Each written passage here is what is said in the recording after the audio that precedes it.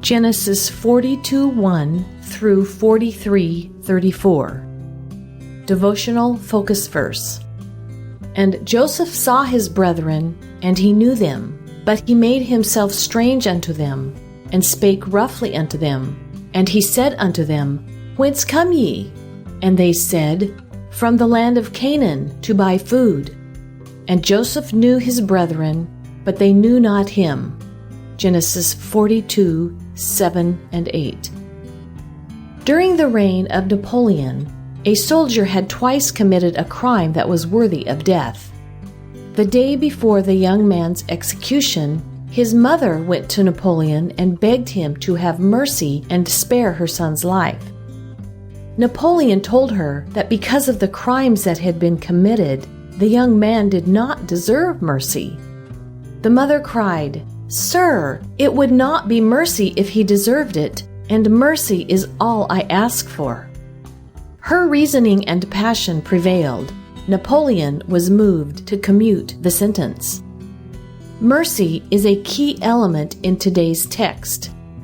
Joseph had suffered through years of bondage and mistreatment due to his brother's cruel act of selling him into slavery.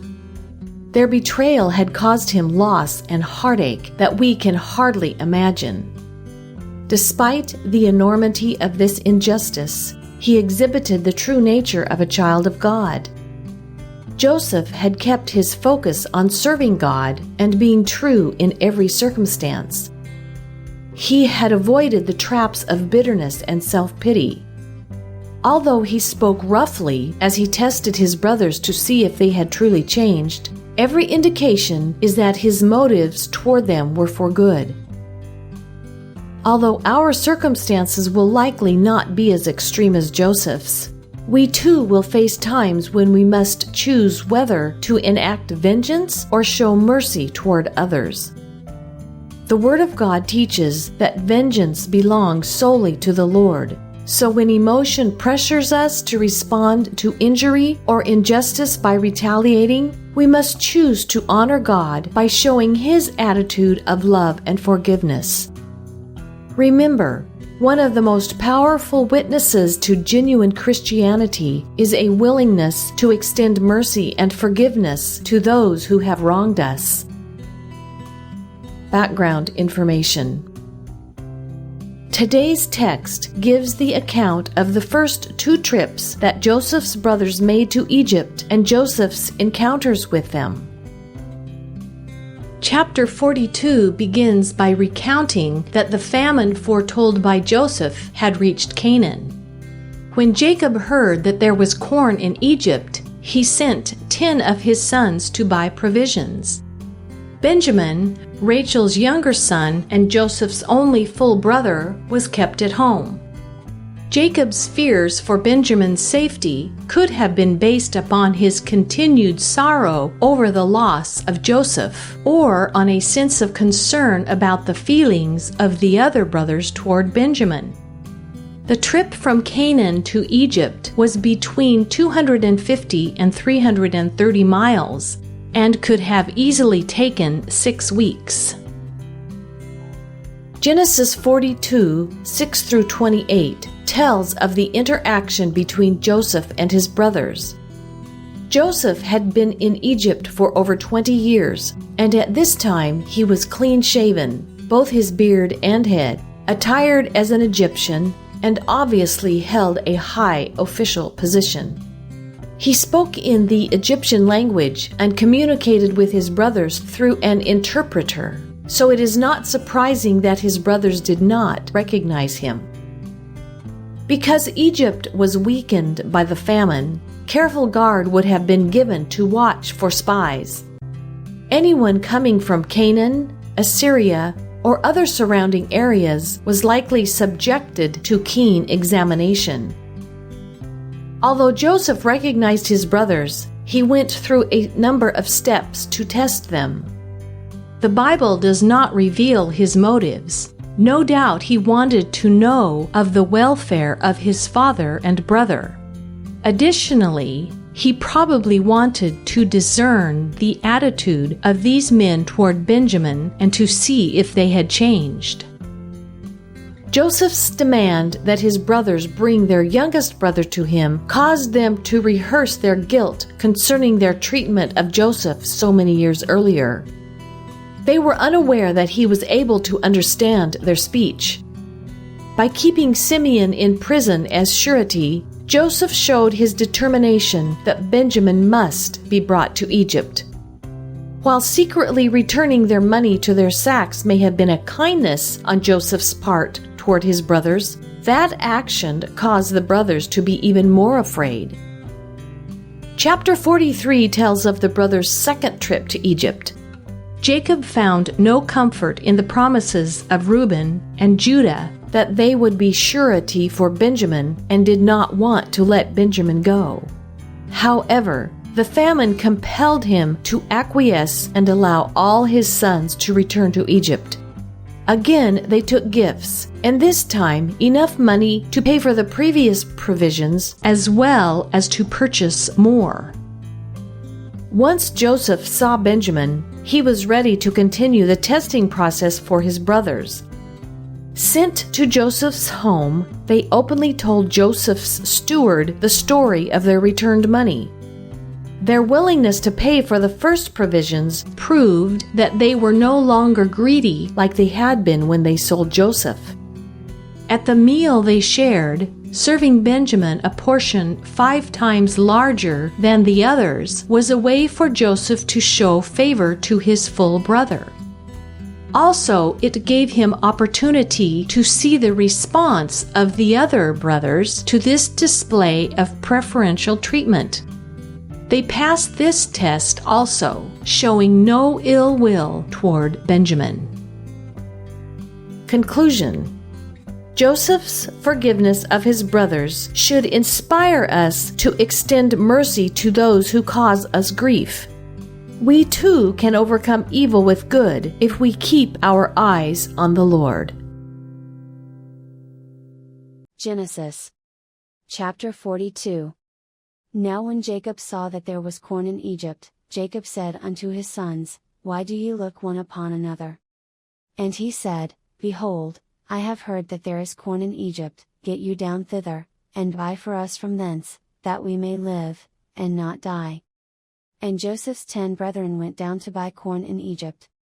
But Benjamin, Joseph's brother, Jacob sent not with his brethren, for he said, Lest peradventure mischief befall him. And the sons of Israel came to buy corn among those that came, for the famine was in the land of Canaan. And Joseph was the governor over the land, and he it was that sold to all the people of the land. And Joseph's brethren came, and bowed down themselves before him with their faces to the earth. And Joseph saw his brethren, and he knew them, but made himself strange unto them, and spake roughly unto them, and he said unto them, Whence come ye? And they said, From the land of Canaan to buy food. And Joseph knew his brethren, but they knew not him. And Joseph remembered the dreams which he dreamed of them, and said unto them, Ye are spies, to see the nakedness of the land ye are come. And they said unto him, Nay, my lord, but to buy food are thy servants come. We are all one man's sons, we are true men, thy servants are no spies. And he said unto them, Nay, but to see the nakedness of the land ye are come. And they said, Thy servants are 12 brethren, the sons of one man in the land of Canaan, and, behold, the youngest is this day with our father, and one is not. And Joseph said unto them, That is it that I spake unto you, saying, Ye are spies. Hereby ye shall be proved, by the life of Pharaoh ye shall not go forth hence, except your youngest brother come hither. Send one of you, and let him fetch your brother, and ye shall be kept in prison, that your words may be proved, whether there be any truth in you, or else by the life of Pharaoh surely ye are spies. And he put them all together into ward 3 days.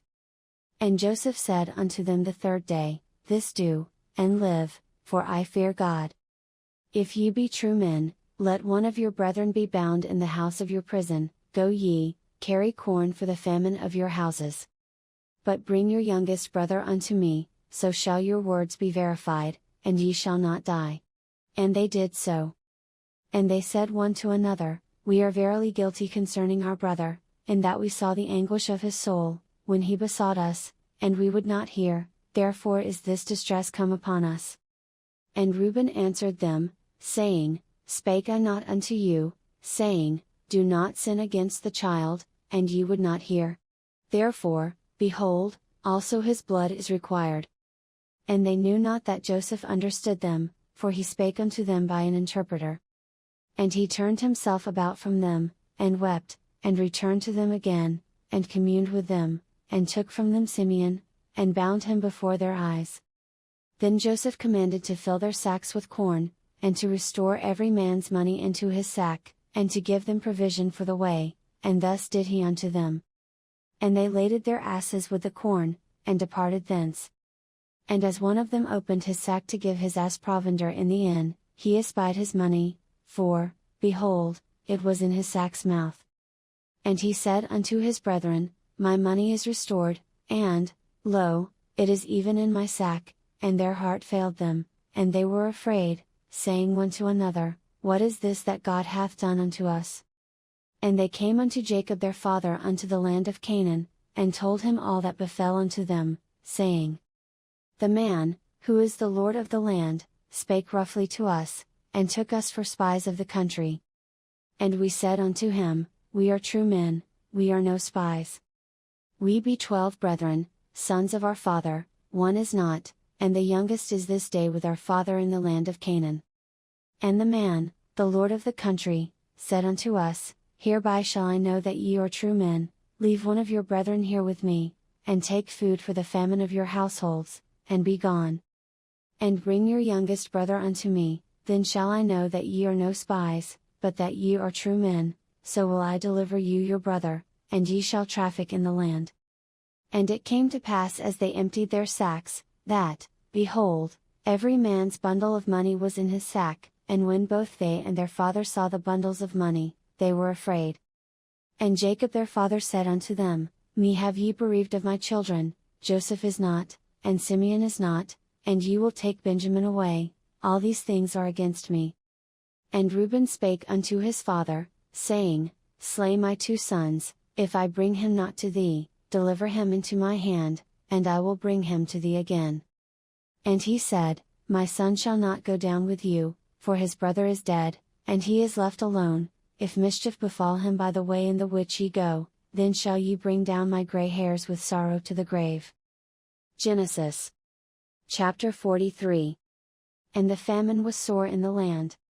And it came to pass, when they had eaten up the corn which they had brought out of Egypt, their father said unto them, Go again, buy us a little food. And Judah spake unto him, saying, The man did solemnly protest unto us, saying, Ye shall not see my face, except your brother be with you. If thou wilt send our brother with us, we will go down and buy thee food. But if thou wilt not send him, we will not go down, for the man said unto us, Ye shall not see my face, except your brother be with you. And Israel said, Wherefore dealt ye so ill with me, as to tell the man whether ye had yet a brother? And they said, The man asked us straitly of our state, and of our kindred, saying, Is your father yet alive? Have ye another brother? And we told him according to the tenor of these words, could we certainly know that he would say, Bring your brother down? And Judah said unto Israel his father, Send a lad with me, and we will arise and go, that we may live, and not die, both we, and thou, and also our little ones. I will be surety for him, of my hand shalt thou require him, if I bring him not unto thee, and set him before thee, then let me bear the blame forever. For except we had lingered, surely now we had returned this second time. And their father Israel said unto them, If it must be so now, do this, take of the best fruits in the land in your vessels, and carry down the man a present, a little balm, and a little honey, spices, and myrrh, nuts, and almonds. And take double money in your hand, and the money that was brought again in the mouth of your sacks, carry it again in your hand, peradventure it was an oversight. Take also your brother, and arise, go again unto the man. And God Almighty give you mercy before the man, that he may send away your other brother, and Benjamin. If I be bereaved of my children, I am bereaved. And the men took that present, and they took double money in their hand and Benjamin, and rose up, and went down to Egypt, and stood before Joseph.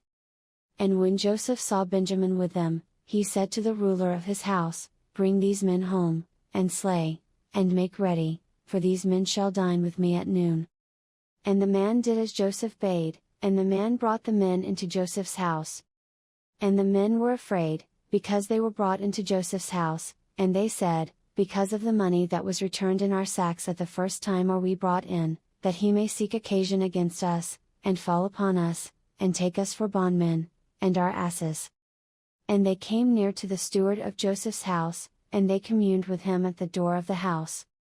And said, O sir, we came indeed down at the first time to buy food. And it came to pass, when we came to the inn, that we opened our sacks, and, behold, every man's money was in the mouth of his sack, our money in full weight, and we have brought it again in our hand. And other money have we brought down in our hands to buy food, we cannot tell who put our money in our sacks. And he said, Peace be to you, fear not, your God, and the God of your father, hath given you treasure in your sacks, I had your money. And he brought Simeon out unto them. And the man brought the men into Joseph's house, and gave them water, and they washed their feet, and he gave their asses provender. And they made ready the present against Joseph came at noon, for they heard that they should eat bread there. And when Joseph came home, they brought him the present which was in their hand into the house, and bowed themselves to him to the earth. And he asked them of their welfare, and said, Is your father well, the old man of whom ye spake? Is he yet alive? And they answered, Thy servant our father is in good health, he is yet alive. And they bowed down their heads, and made obeisance. And he lifted up his eyes, and saw his brother Benjamin, his mother's son, and said, Is this your younger brother, of whom ye spake unto me? And he said, God be gracious unto thee, my son. And Joseph made haste, for his bowels did yearn upon his brother, and he sought where to weep, and he entered into his chamber, and wept there.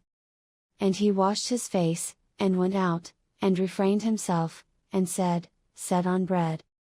And they set on for him by himself, and for them by themselves, and for the Egyptians, which did eat with him, by themselves, because the Egyptians might not eat bread with the Hebrews, for that is an abomination unto the Egyptians.